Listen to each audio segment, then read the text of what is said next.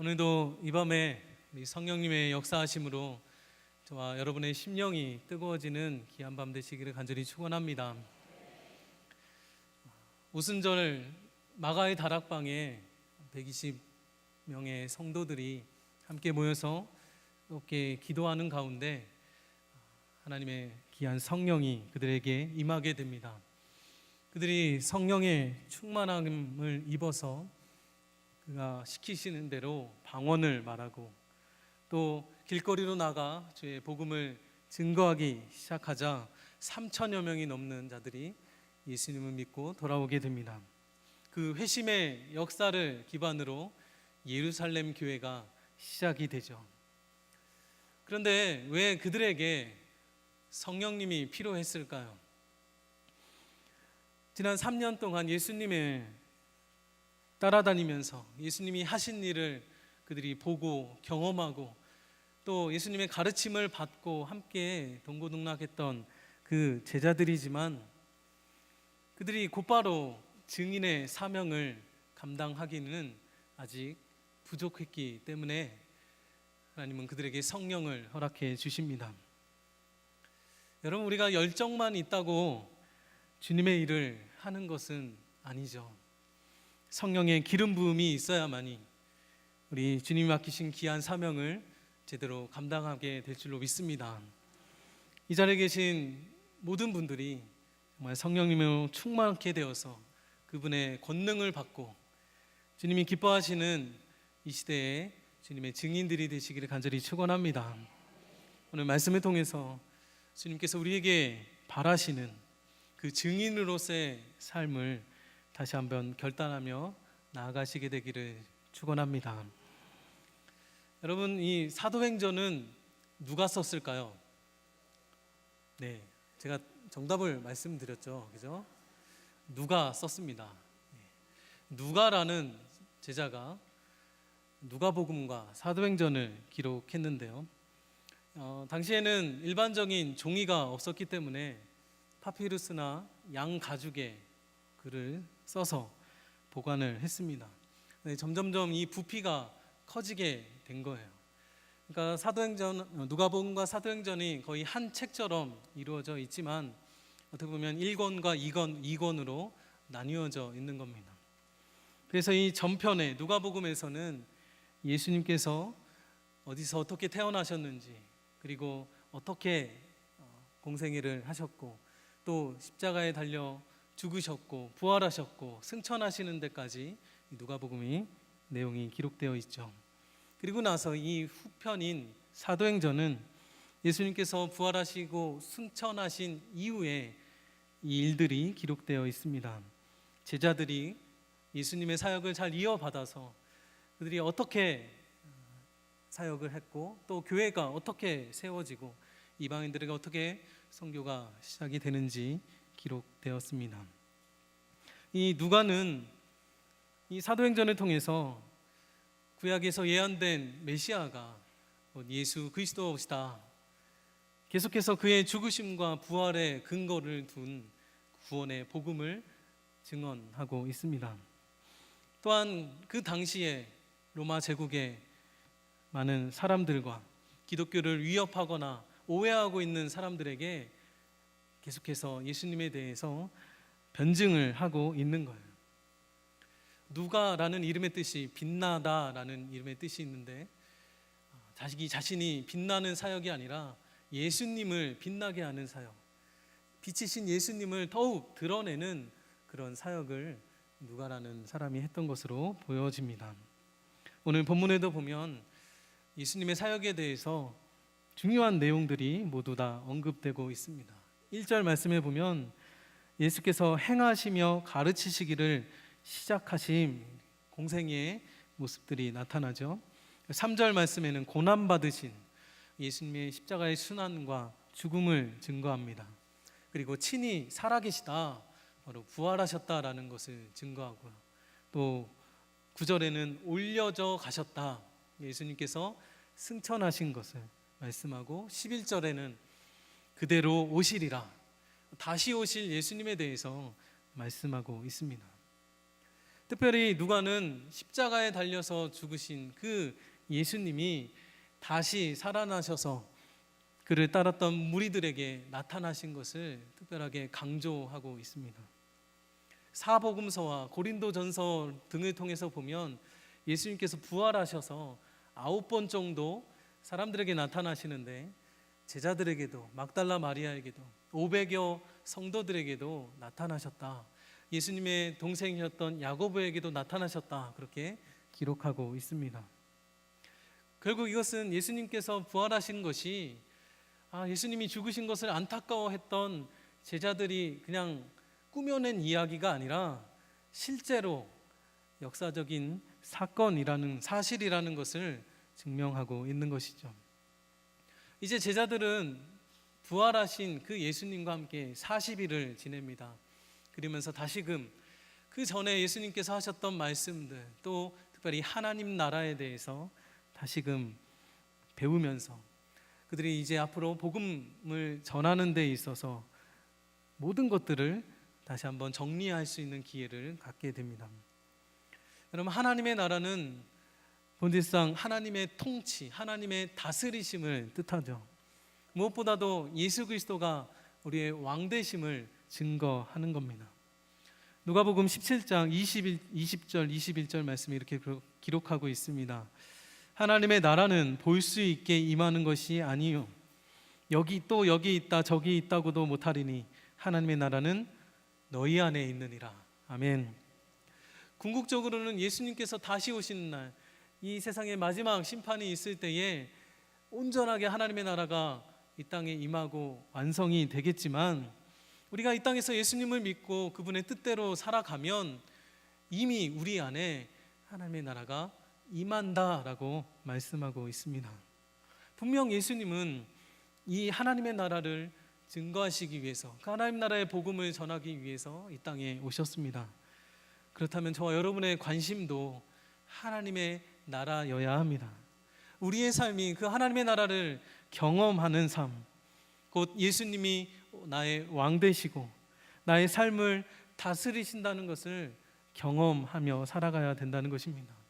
그리고 우리만이 아니라 아직 죄의 다스림을 받고 있고 사탄 마귀의 다스림을 받고 있는 그 다른 사람들도 우리처럼 하나님의 나라를 경험하고 구원받아서 하나님의 나라를 소유할 수 있는 그러한 자들이 되도록 우리 또한 도와야 한다는 것입니다.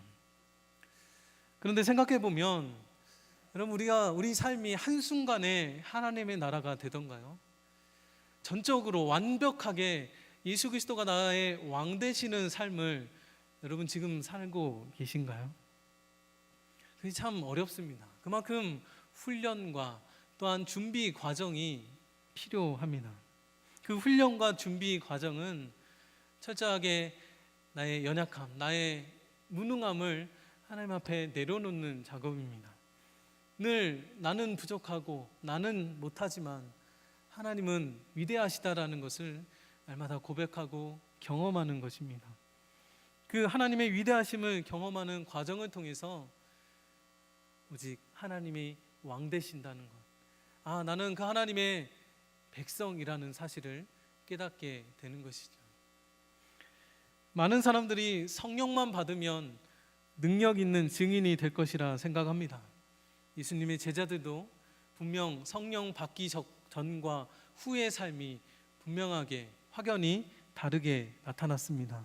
하지만 그들이 그렇게 성령이 임했을 때에 능력 있는 증인으로서 살 수 있었던 것은 그 전에 3년 동안 예수님과 함께 거치며 준비하고 훈련된 과정이 있었기 때문에 가능했던 것입니다.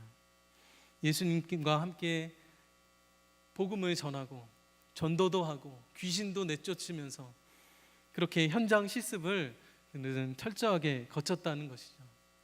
물론 예수님께서 붙잡혀 가셨을 때는 예수님을 모른다 부인도 하고 도망도 가고 그렇게 믿음의 시험과 또 영적인 침체도 겪긴 했지만, 예수님께서 부활하신 이후에 부활하신 예수님을 만나고 나서 다시금 40일 동안 배운 것을 복습하고 또 이 훈련의 과정을 거치게 되면서 그때 성령의 기름 부음을 받은 이후에 비로소 능력 있는 전도자가 되었던 것입니다.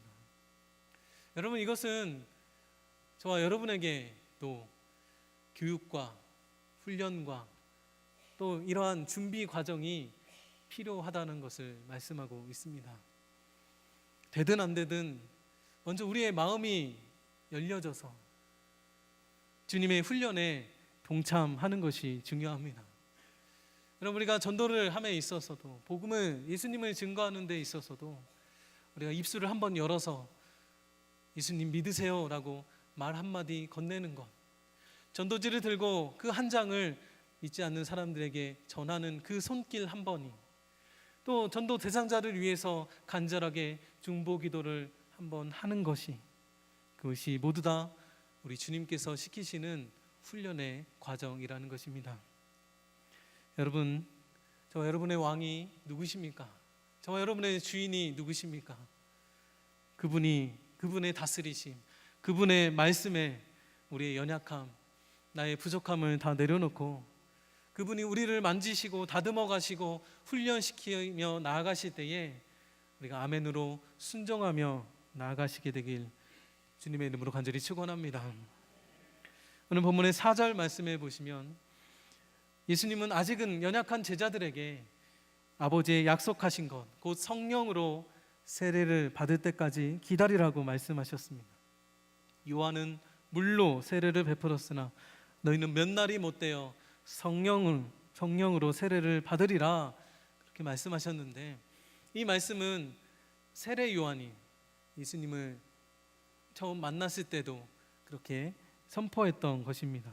마태복음 3장 11절 말씀입니다. 나는 너희로 회개하게 하기 위하여 물로 세례를 베풀거니와 내 뒤에 오시는 이는 나보다 능력이 많으시니 나는 그의 신을 들기도 감당하지 못하겠노라. 그는 성령과 불로 너희에게 세례를 베푸실 것이요. 아멘. 여기서 요한의 세례와 예수님의 이 성령 세례 사이에 중요한 차이가 있어요. 그렇죠? 물로 주느냐 성령으로 주느냐입니다. 요한이 베푼 물 세례는 하나의 의식이고 상징입니다. 곧 사람들에게 죄 사함을 받게 하는 이 회개의 상징으로 물 세례를 주었습니다. 사실 이 물 세례 그 자체는 어떠한 죄 사함의 효력이 있는 것은 아닙니다. 오직 성령만이 그 사람들 마음에 회개하게 하는 마음을 심어주시고, 또 그가 정말 그 성령님으로 인하여 철저하게 회개하며 나아갈 때에 죄사함을 얻게 되는 것이죠. 따라서 오늘 5절 말씀에 몇 날이 못되어 너희가 성령으로 세례를 받으리라, 이 말씀은 성령이 임함으로 인해서 죄사함을 얻게 하는 그 참된 회개의 역사가 일어날 것이다 라는 의미라는 것이죠. 그 성령께서 그 사람을 뒤집어 놓으심으로 자신의 죄인임을 깨닫게 하시고, 그 성령님, 그 예수님의 죽으심을 깨닫게 하시는 그 성령님으로 인해서 온전히 지배받고 다스림을 받는 것이 성령 세례다라는 것입니다. 여러분, 그렇다고 성령 세례와 성령 충만함은 좀 다릅니다. 성령 세례는 이례적으로 일시적으로 일어나지만 성령 충만은 반복적으로 일어나게 됩니다. 즉 처음 체험하는 성령의 충만함을 우리는 성령 세례라 그렇게 할 수가 있겠죠. 그 오순절 다락방에 성령의 세례가, 제자들이 성령 세례를 받은 이후에 그들은 진정으로 회심하게 되고, 그리고 복음을 전하는데 확신이 생겼고 담대해졌습니다. 여러분, 궁극적으로 우리도 성령 충만함을 항상 사모해야 하고 또한 충만해야 될 줄로 믿습니다. 이 성령 충만은 우리의 심령을 움직입니다. 우리의 몸을 또한 움직이게 합니다. 바로 우리의 생각과 의지가 내 중심에서 하나님의 중심으로 바뀌기 때문에 그렇습니다. 내 일만 보던 시선에서 하나님의 일을 보는 시선으로 넓혀지기 때문입니다. 저와 여러분 모두 성령 충만함으로 성결한 몸과 마음을 가지고 오직 주님을 위해 일하시게 되길 간절히 축원합니다. 그런데 제자들이 한 가지 오해한 것이 있었습니다. 예수님은 승천하시기 전까지 하나님의 나라에 대해서 계속해서 말씀해 주셨는데, 아직 성령 세례를 받지 못했던, 성령 충만하지 못했던 이 제자들이 생각한 하나님의 나라는 예수님이 말씀하셨던 하나님의 나라와 달랐다는 것입니다. 오늘 6절 말씀에 보면 제자들이 예수님께 이렇게 묻습니다. 주께서 이스라엘 나라를 회복하심이 이때니까. 이스라엘 나라의 회복, 그것이 제자들이 생각했던 하나님의 나라였습니다. 그들의 땅에서 로마 제국이 물려가고 다윗 가문에 나온 그 후손의 혈통이 다시금 왕이 되는 것, 정치적인 주도권을 다시금 회복하는 것으로 이해했다는 것입니다. 그렇다면 오순절에 성령으로 그들이 충만하게 된 이후에는 사도들이 곧바로 하나님의 나라의 의미를 잘 받아들였을까요? 아닙니다. 그렇지 못했어요. 여전히 하나님의 구원은 이스라엘에게만, 자기 민족에게만 이루어진다라고 생각했습니다. 그들의 나라만이 하나님의 나라라는 그 고정관념이 쉽게 깨어지지 않았다는 것입니다. 만약 스데반 집사의 순교가 없었다면, 교회에 대한 박해가 없었다면, 그들은 그 예루살렘 교회는 조금 성장했을지는 모르겠지만 그냥 그들만, 자기들끼리만 좋은 교회, 자기들끼리만 좋은 예수님, 자기들만의 복음으로 국한되었을 것입니다. 비록 자원에서 나간 것은 아니었지만 교회를 향한 박해를 피해서 그 흩어진 그리스도인들이 각 지역마다 복음을 전했을 때에 모든 것을 합력하여 선을 이루시는 그 하나님께서 복음이 땅끝까지 선포되는 기회로 삼으셨던 것입니다. 여러분, 우리 하나님의 궁극적인 목표는 그 이스라엘 땅의 복음화가 아니었습니다. 그분은 예루살렘을 넘어서 유대 땅을 넘어서 사마리아와 또 소아시아, 유럽과 땅끝까지 주님의 복음이 전해지기를 원하셨습니다. 그런데 베드로를 비롯한 사도들은 그때까지는 구약의 울타리와 고정관념을 벗어나지 못하고 그 오순절로 시작된 그 하나님의 구원의 역사를 제대로 깨닫지 못했다는 것입니다. 이방인들에게 본격적인 전도가 이루어지려면 이 베드로와 사도들의 이 고정관념이 깨어졌어야 되는데, 그들을 변화시키시기 위해서 하나님은 베드로에게 환상을 보여주십니다. 그리고 이방인이었던 고넬료, 그 이탈리아 부대의 백부장이었던 고넬료의 가정을 만나게 합니다. 그리고 그때 거기서 말씀을 전할 때에 고넬료와 그의 집에 모인 이방인들이 성령 충만하여 방언을 말하기 시작하고 하나님께 영광을 돌리기 시작합니다. 베드로는 비로소 그때 하나님의 뜻을 이해하게 되었습니다. 후에 자신이 이방인과 함께 있었다고 비방했던 이 예루살렘 성도들에게 그는 이렇게 말했습니다. 사도행전 11장 17절 말씀입니다. 그런즉 하나님이 우리가 주 예수 그리스도를 믿을 때에 주신 것과 같은 선물을 그들에게도 주셨으니 내가 누구이기에 하나님은 능히 막겠느냐. 여러분, 우리가 받은 구원은요, 하나님께서 우리에게 거저 주신 은혜요 선물입니다. 그리고 그 구원은 우리에게만 주어진 특권이 아니라 모든 사람에게도 열려있는 은혜입니다.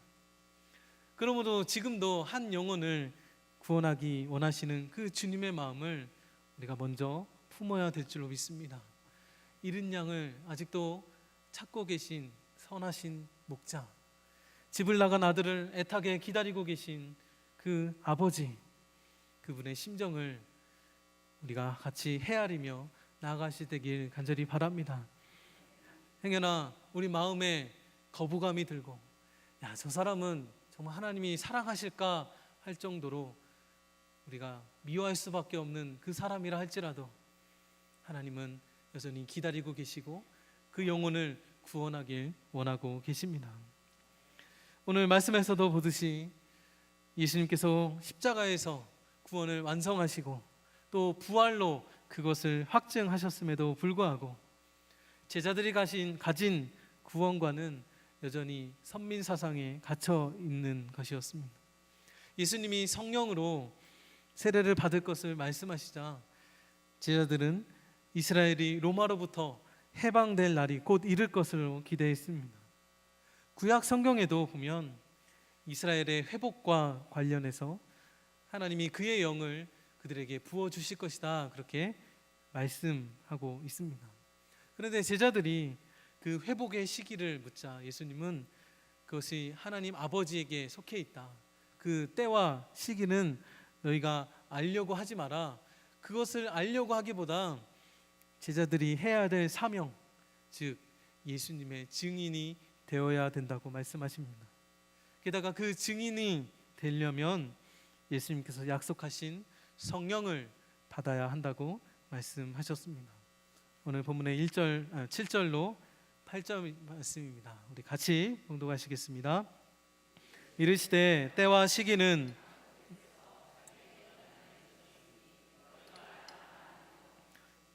오직 성령이 너희에게 임하시면 너희가 권능을 받고 예루살렘과 온 유대와 사마리아와 땅끝까지 이르러 내 증인이 되리라 하시니라.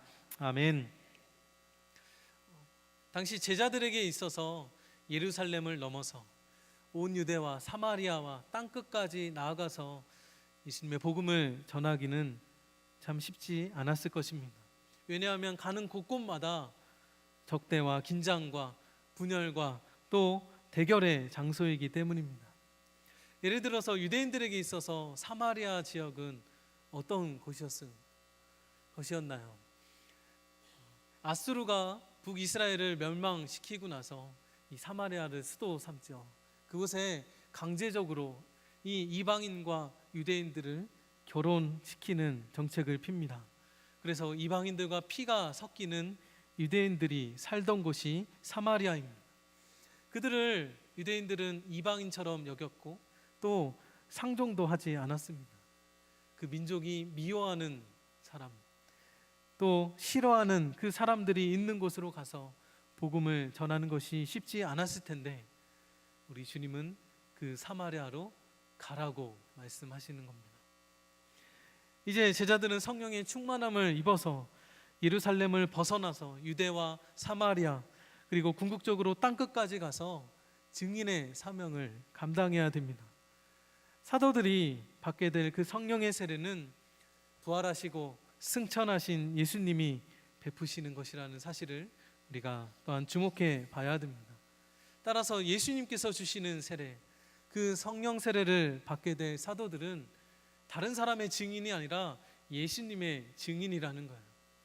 예수님을 만났던 것, 예수님이 하신 말씀, 예수님이 하신 일들을 곧바로 가서 전해야 되는 사명을 받은 것입니다. 예수님의 그 사건을, 예수님이라는 분을 유대인뿐만 아니라 이방인들에게까지도 전해야 되는 그 사명으로 인해서 본격적으로 복음 전파의 시대가 시작된 것입니다. 여러분, 우리의 시선도 우리의 관심도 이제는 우리의 바운더리, 우리의 예루살렘을 넘어야 될 줄로 믿습니다. 먼저는 믿지 않는 우리의 가족들이 구원을 받아야 되겠죠.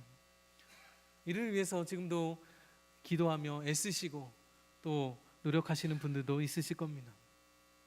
만약 우리 가족들은 다 예수님 믿어요 하시는 분들은 이제 온 유대와 사마리아까지 이동해야 됩니다. 우리의 동네 이웃들, 친구들, 혹시 내가 대하기 좀 어려웠던 그런 힘든 사람들에게까지 점점 확대되어야 됩니다. 그리고 이제는 우리가 땅끝까지, 땅끝 마을 해남은 못 가더라도 우리가 미 전도 종족인 그 세계에 나가서 전하지는 못하더라도 우리 나라와 족속을 위해서, 민족을 위해서 함께 중보기도하면서 이미 나가 계신 선교사님과 또 곧 있을 단기 선교팀을 위해서 우리 함께 기도와 후원을 통해 돕는 것 또한 땅끝까지 복음을 전하는데 우리가 동참하는 길이 될 것입니다.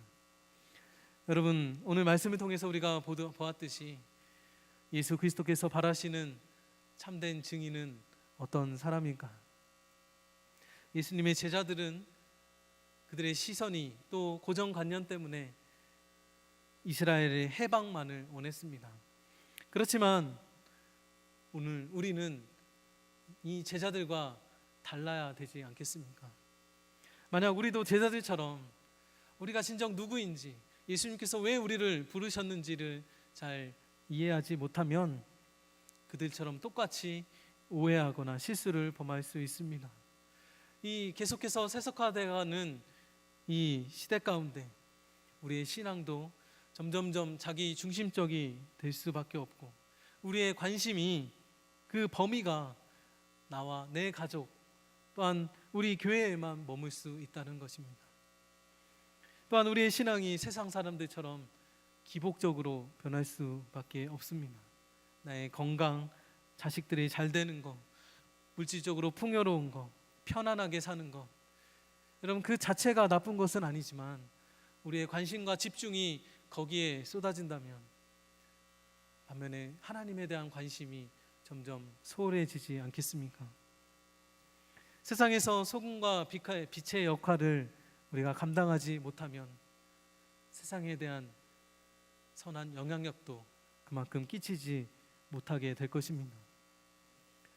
그래서 오늘날에도 정말 명목상인 그리스도인, 이름뿐인 종교인들이 늘어나고 있습니다.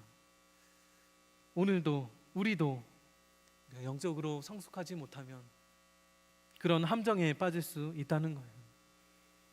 우리 주님은 우리가 그저 이름뿐인 그리스도인이 되지 않기를 바라십니다. 진정한 그리스도인, 주님의 증인이 되기를 주님은 바라고 계십니다.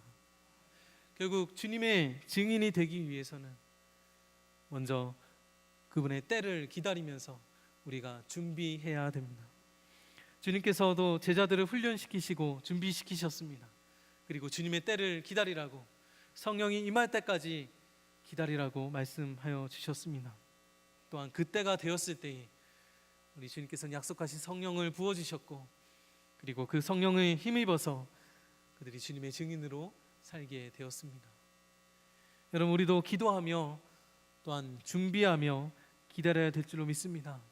우리가 하나님의 나라를 먼저 경험하면서 복음의 일꾼으로 훈련받으면서 어떠한 환경에서도 두려움 없이 나아갈 수 있는 그러한 참된 증인이 되시기를 간절히 바랍니다. 다음으로는 우리의 사명을 깨달아야 됩니다. 단순히 예수 믿는 것만으로만 만족해서는 안 됩니다. 증인의 사명은요, 내가 경험한 예수, 내가 보고 들은 그 예수를 전하는 겁니다. 우리는 제자들처럼 그 예수님의 십자가, 예수님의 부활을 직접 경험하지는 못했습니다. 하지만 우리는 말씀과 기도를 통해서 그분의 살아계심을 경험할 수 있습니다. 그분의 손길을 느낄 수 있습니다. 그분의 일하심을 우리는 볼 수 있습니다. 우리에게 구원을 베푸신 그 하나님의 은혜를 우리가 또한 기억하고 감사하면서 우리를 향한 그 하나님의 뜻을 깨닫고 맡겨주신 귀한 사명을 감당하며 나아가게 되기를 간절히 축원합니다. 끝으로 우리는 성령 충만을 사모해야 될 줄로 믿습니다. 구약에서 기름 부음을 받은 자들은 왕, 제사장, 선지자였습니다.